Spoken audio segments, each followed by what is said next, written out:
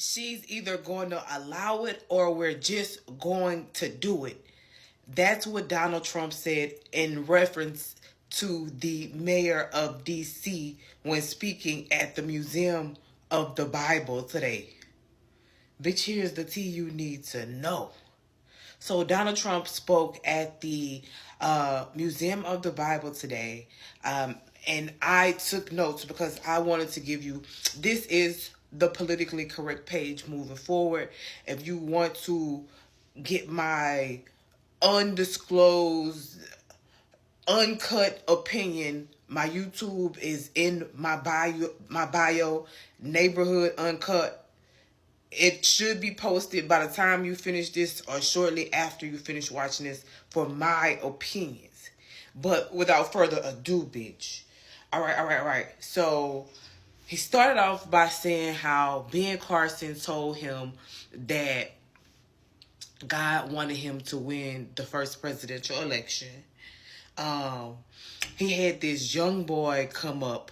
I'm going to talk about this for real on my other page, bitch. But he had this young boy come up. I forget what's the name. What was his name? But at the school he was at, they had him. It was so. Remember, this is a Christian fan base. So he was about fifth grade.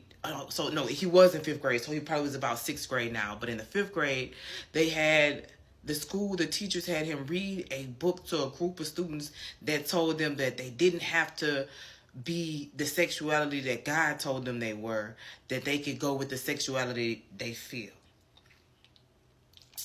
All right, he talked about, President Trump talked about how he got rid of the Johnson Amendment, and and this has to do, again, we're in a Christian crowd. So this has to do with the ability to talk about politics in church. Apparently, Lyndon B. Johnson got into it with some preacher, and that's when the amendment came up that barred preachers from talking about politics in the church. Donald Trump got rid of that amendment. All right. So he said that Donald Trump also said that Biden was mean, and that had a lot to do with why the world was going to hell in the handbasket a little bit.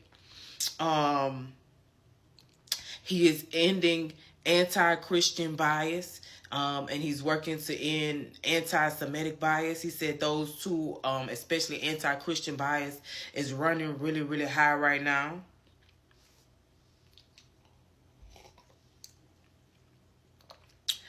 He, of course, talked about the shooting in Minneapolis, and those kids, and how sorry and how sad that was. Then he got into Chicago and how, speaking of death, all of the people dying in Chicago, and how Chicago should just let him come in and clean it up because they need the help. And then he got into how safe Washington, D.C. was and the beautification of Washington, D.C. And he said that he was going to even go so far to clean up the tiles in the tunnels. He was like, you can't match those. And as a interior designer as well, I completely get what he's saying. He said they've fallen down, so they're going to completely redo the tiles in the tunnel.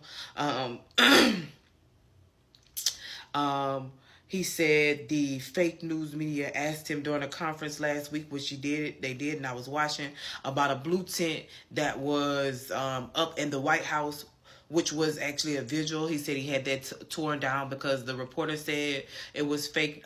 The fake news reporter said it was an eyesore, and Donald Trump agreed. They got rid of all the tent cities. That's what he talked about that.